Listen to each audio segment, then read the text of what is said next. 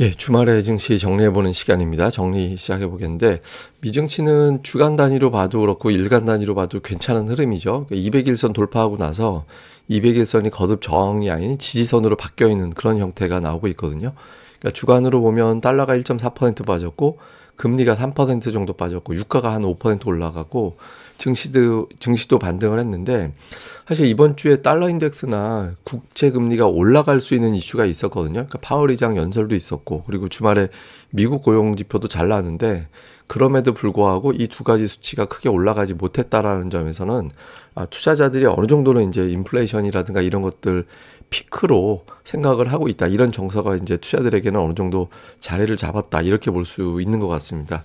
뭐 주요 종목으로는 애플은 거의 제자리였고, JP모건 금리 빠지니까 좀 눌렸고, 테슬라가 이제 좀 부진했던 종목인데, 테슬라가 한 6% 정도 올라가면서 이번 주에 지수 상승에 어느 정도 역할을 하는 그런 모습을 보인 게 이제 이번 주 증시의 특징이었습니다.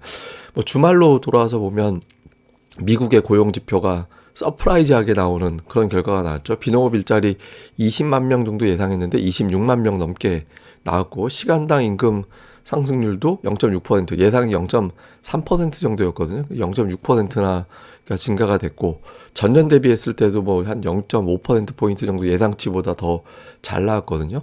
고용 지표가 왜 이렇게 잘 나오지라고 봤더니 주로 이제 서비스 품목들, 그러니까 이제 뭐 헬스케어, 교육, 뭐 이쪽 분야라든가 레저 접게 이쪽 분야에서 여기서만 거의 한 17만 명 정도 증가가 됐거든요. 그래서 근데 이게 서비스업 쪽 같은 경우는 쉽게 떨어지기가 어려워서, 이 코로나 때 사람들이 돌아다니지 못하니까 그게 확 이제 고용이 떨어져서 그렇지, 그 이후에는 쉽게 떨어지지 않는 상태거든요. 그래서 그러니까 미국은 구조적으로 고용 지표가 쉽게 빠지진 않겠구나. 근데 중요한 건 뭐냐면 비농업 일자리나 아니면은 실업률이 중요한 게 아니에요. 그러니까 시간당 임금이 계속 올라가고 있는 게 부담이 되고, 임금이 계속 올라가니까 그게 물가 상승에 영향을 주는 거잖아요. 그런데 그거에 대해서는 조금 이제 다른 시각도 있는 것 같습니다. 어떻게 보면 이제 오늘 미증시가 고용 지표에도 불구하고 좀 덜 민감했던 이유인 것 같은데, 이게 미국 저축률이거든요. 이 저축률이 계속 빠지고 있어요. 이게 어떤 의미냐면, 월급을 받았을 때 그 받은 월급 중에서 일부를 저축을 할 텐데, 저축할 수 있는 여유가 계속 줄어들고 있는 겁니다. 왜냐하면 이제 물가가 올라가고 하니까 이것저것 이제 소비가 되는 거고, 또는 이제 일을 하지 않는 사람들 같은 경우는 통장에 넣어뒀던 돈 가지고 이제 생활을 하고 있었는데, 통장이 거의 이제 잔고가 비어가고 있는 상황이 만들어지는 거거든요.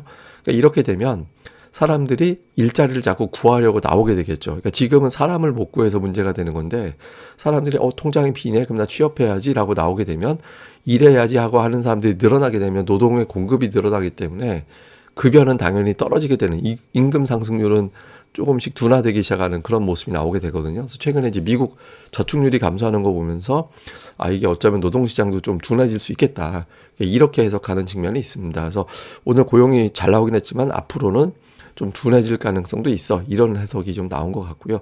뭐 그러다 보니까 이제 오늘 저정되었던 국채금리 상승에도 불구하고, 저정대 고용지표 호조에도 불구하고 미국의 국채금리는 별로 올라가지 않았습니다. 10년물은 오히려 빠졌고, 2년물 금리 같은 경우도 2.7% 정도밖에 올라가지 않는, 0.7%밖에 올라가지 않는 그런 모습을 보였거든요. 그래서 금리가 좀 덜 올라가다 보니까 투자자들도 이게 생각보다 고용지표에 대해서 민감하게 볼 필요는 없구나, 이렇게 본 것 같아요. 그래서 12월 금리 인상 확률인데 77%가 0.5%포인트 예상하고 있거든요. 그래서 금리 상승에도 거의 변화가 없을 것 같다. 그럼 내년도는 어떠냐? 내년도 6월 금리 전망입니다. 내년도 6월까지 현재로서는 1%포인트만 올릴 것 같다, 그 이하로 올릴 것 같다라는 확률이 거의 60% 정도 돼요.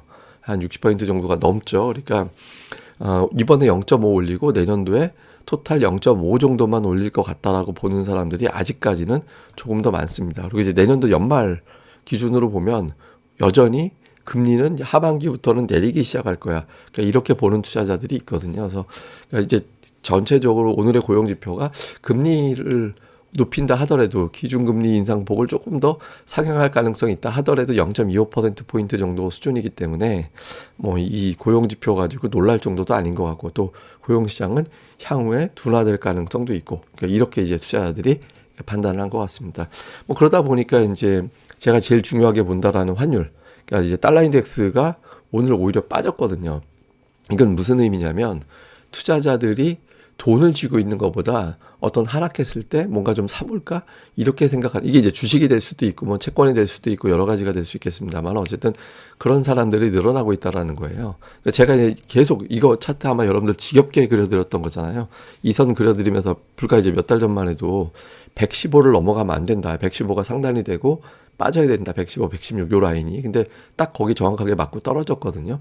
그래서 지금은 일단 지지대, 중요한 지지대가 이제 104, 103 정도 되는데 그 선에서 이제 쑥 내려갈지는 잘 모르겠습니다. 여기서 이제 공방 정도는 좀 나와야 될 것 같은데 그러고 나면 이제 좀 100 이하를 한번 보여주는지 여부에 따라서 지수가 이제 어떻게 되는지에 달려 있죠. 근데 어쨌든 달러 인덱스가 꾸준히 하락하고 이제 NDF 시장에서 원달러 환율도 지금 1,300원 밑으로 다시 내려왔거든요. 그래서 주말에 미증시 상황 자체가 우리 입장에서는 그렇게 나쁘게 작용할 리는 없다. 이렇게 볼 수 있겠습니다. 근데 이게 저는 미증시를 자금 동향만 놓고 보면 글로벌 주식형 펀드에서 자금은 이탈했어요, 오히려. 그러니까 이탈한 상태였거든요. 근데 아마 제가 보기에는 지난주 중반 넘어가면서부터 자금이 들어온 게 아닌가 싶어요. 왜냐면 이게 목요일부터 수요일까지 끊거든요, 돈 자금을. 근데 수요일 이후에 이제 파월 의장의 발언이 나왔기 때문에 그 이후에 자금이 유입되지 않았을까? 그래서 그 유입된 자금이 지수를 이제 좀 지탱시키지 않았을까라고 추정을 하거든요. 그래서 지금 빠져나간 거, 파월 의장 연설도 있고, 이제 고용지표도 있고 하니까 이제 자금을 좀 뺐던 자금이 이번 주 후반에 좀 유입되지 않았을까라고 추정을 합니다. 근데 이게 이제 주식형, 글로벌 주식형은 그렇고 신흥시장 쪽은 계속 돈이 들어오고 있습니다. 그러니까 신흥시장 쪽은 2주 연속해서 돈이 들어오고 있어갖고 아시아 쪽 주식시장에 외국인 투자자들이 그렇게 이제 매도를 하기보다는 좀 매수 우위를 보일 가능성이 현재로서 높아 보이긴 하거든요. 근데 어쨌든 주식시장 자금은 선진국 쪽은 지난주 주중반 이후 좀 바뀌었을 가능성이 있고 신흥시장 쪽은 꾸준하게 좋은 상태는 유지가 되고 있다. 이렇게 이제 볼 수 있겠습니다. 자, 이슈를 좀 정리를 해보면 저는 이번 고용 서프라이즈 효과는 파월이 막았다라고 봐요. 왜냐하면 파월이 점진적인 금리 인상 이야기했고 대신 이제 최종 금리는 조금 더 높아질 것 같다라고 이야기를 했고 그다음에 고용 시장에 대해서는 이미 노동 시장이 상당히 강하다라는 취지. 그러니까 이제 불균형, 노동 시장 불균형. 이건 무슨 얘기냐면 사람은 구하고 싶은데 이제 취직하러 나오는 사람이 아직은 적다. 뭐 이런 이야기 한 거죠. 그러니까 파월이 어느 정도 예상을 자기의 예상 범위 안에 있어. 이렇게 미리 얘기한 거나 다름없었거든요.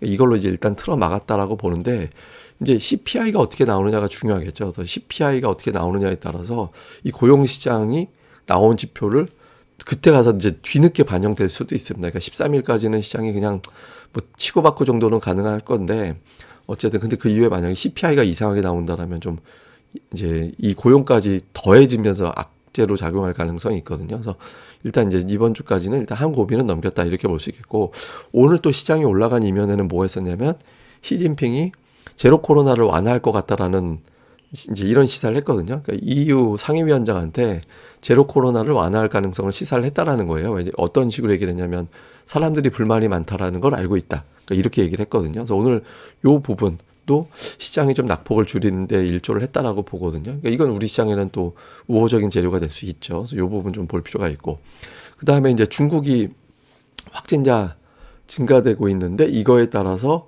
이제 경기 부양을 자꾸 쓰고 있거든요. 그래서 요 카드 이게 지난주에도 제가 한번 말씀을 드렸던 내용이긴 한데 이게 연계가 돼서 이게 지금 미국 쪽은 그런 대로 파월 의장 이후에 이제 괜찮아졌는데 중국이 오락가락 하잖아요. 그래서 중국발 모멘텀이 계속 이제 작용이 되느냐. 그 다음에 이제 결과적으로 우리 증시에 외국인 투자자들이 매수로 다시 붙을 수 있는 환경이 만들어지느냐. 일단 달러 인덱스가 쭉 빠졌기 때문에 그러니까 외국인 투자자들이 주초에 이제 또 주말에 고비 고용지표 고비 좀 넘겼잖아요. 그래서 이 부분에 대해서는 조금 외국인 투자자들이 반응할 가능성이 있어서 주초에 외국인들이 좀 매수로 들어오지 않을까라는 어떤 추정이 가능한 상황으로 주말 증시가 마무리가 됐다. 이렇게 볼 수 있겠습니다. 뭐 16강전 대진표 나왔습니다. 이게 이제 우리나라하고 브라질하고 붙게 되고 이기면 크로아티아가 일본보다는 잘하지 않나 싶은데 근데 어쨌든 이게 브라질 입장에서는 참 대단한 대진운이에요. 이렇게 생각해 보면 16강 대진운 이렇게 됐습니다. 이거 뭐 나중에 좀 뭐 보시면 될 것 같고 제가 이제 오랜만에 딴 거 하나 보여드리려고 하는데 옛날에 제가 초기에는 재밌는 그림 많이 보여드렸잖아요. 이거 혹시 기억나시는 분들이 있으면 아제라고 보시면 됩니다. 이거 까발로라는 신발이 있었고 슈퍼카미트라는 신발이 있었고요. 아티스라는 신발이 있었고 타이거라는 게 있었고 월드컵이라는 게 있었습니다. 이 중에서 4개 이상 아시면 아재인 거예요. 그러니까 스스로 여기서 4개 이상 기억나신다. 그러면 80% 기억난다. 그러면 이제 그분은 이제 아재가 되는 겁니다. 그래서 혹시 여기 본인이 몇 개가 기억나는지 한번 테스트 해보시는 것도 재밌을 것 같습니다. 이거 보면 기억들 나시지 않나요? 예, 어쨌든. 예, 어쨌든 주말 잘 보내시고요. 저는 또 다음에 뵙겠습니다. 방송 구독하기, 좋아요 꼭 부탁드리고요. 그리고 네이버 고릴라 리서치에서 독립 리서치 체험 이제 한 이틀 정도만 하고 마무리할 예정이니까 네이버에서 고릴라 리서치 이렇게 검색하시면 됩니다. 많이들 방문과 가입 부탁드립니다. 감사합니다. 다음에 뵙겠습니다.